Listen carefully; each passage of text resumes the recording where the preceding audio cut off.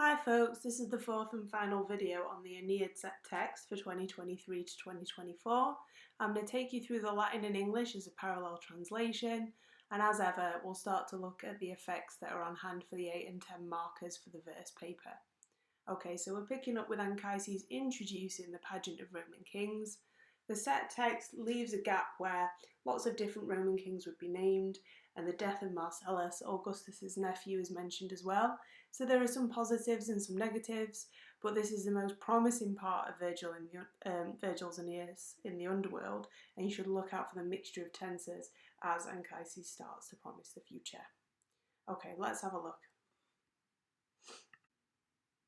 Anchises had spoken, and he drew the Sibyl and his son both together into the middle of the gathering and murmuring crowd. And he chose a hill from which he could see all the long ranks opposite, and watch their faces as they came by him. Come, I will now explain what glory will pursue the children of Dardanus, what descendants await you of the Italian race, illustrious spirits to march onwards in our name, and I will teach you your destiny. Dixerat had spoken, natum is the formal word for sun we keep seeing, conventus having been convened, turbam sonontem, the noisy crowd, longo ordine, a long line. Legere here, look out on 755, is not to read it, is to pick out a few. And Dardanium is like the Trojans, okay, the descendants of Dardanus. Plenty that you know.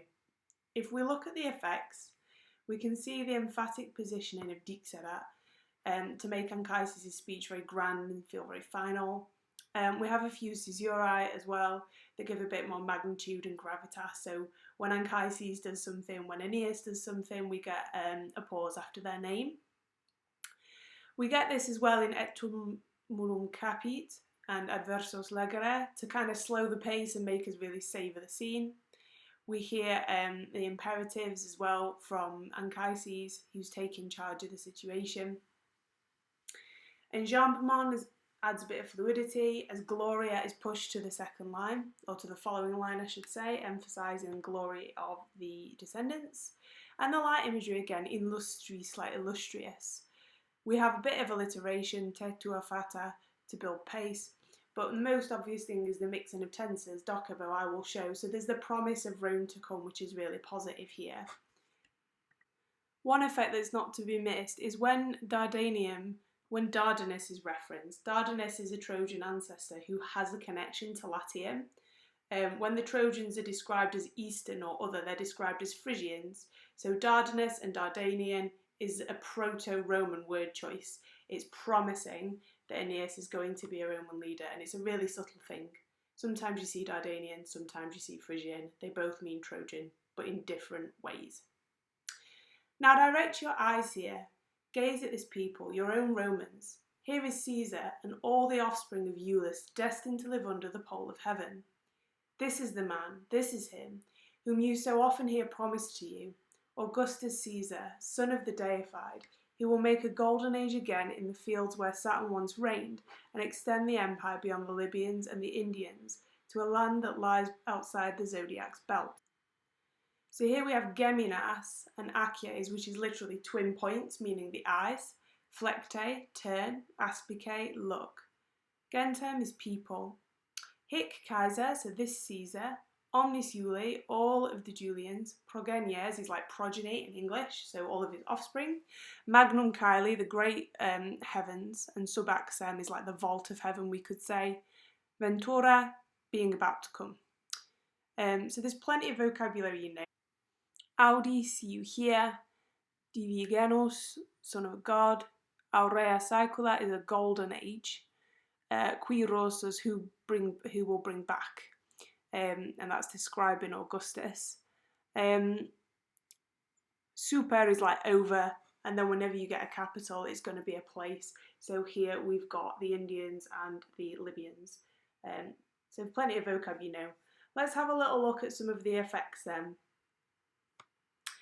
So we have metonymy for the eyes again in Acies. We've seen this before with lumina. These are very kind of formal and poetic ways to describe your eyes. Romanos tuos, we have the possessive pronouns, showing that Anchises is handing over rule really to Aeneas. Aeneas is becoming the father of his people, and that's important because the Romans would view their leaders as pater. They believed Augustus was pater patria, the father of the fatherland. And so Anchises as a paternal figure is really important, and he's handing this power to his son. That's why a lot of the terms we get, like gentem, are quite important too, you know, this idea of lineage and progeny. We get the deictic pronouns hic, vir, hic est, which shows that he's demonstrating this to Aeneas on the mound, underworld, or the Elysian fields. And we can see as well caesura after Augustus Caesar, okay?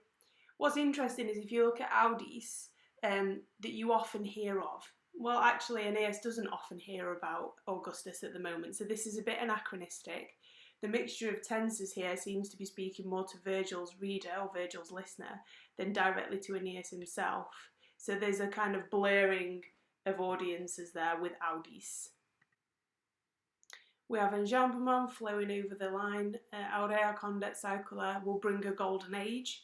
So the idea of a kind of idealistic past, a return to traditional values. And we have hyperbole when we're considering the extent of the empire, when we get extra sidere telos, a land beyond the stars. And we'll look at this stellar imagery more later because it's linked to the apotheosis of Julius Caesar when he becomes godlike and is described as a star after his death.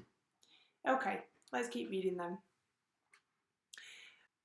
Beyond the sun's ecliptic and the years, where sky-carrying Atlas turns the sphere and set with gleaming stars on his shoulders, even now the Caspian realms and Maeotian earth tremble at divine prophecies of his coming, and the restless mouths of the seven-branched Nile tremble.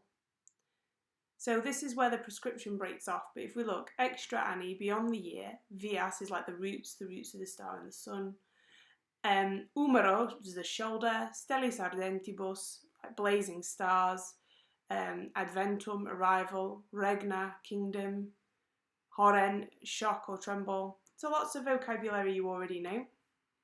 If we start to look at the effects for the 8 and 10 marker, as usual we have emphatic positioning at the start of the line, beyond, extra.